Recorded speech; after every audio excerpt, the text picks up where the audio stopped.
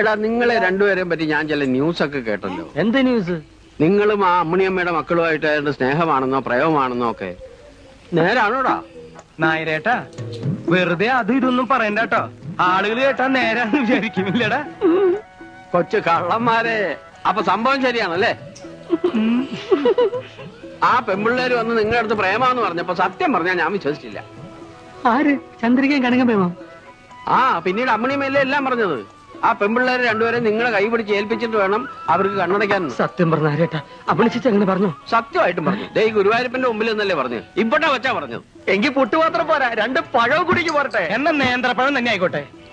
എന്താന്നറിയില്ല, ഈ ഇടയായിട്ട് എന്റെ മുഖത്ത് ഭയങ്കര ക്ഷീണം. നീ ശ്രദ്ധിച്ചിട്ടുണ്ട? നീ ശ്രദ്ധിച്ചിട്ടില്ല.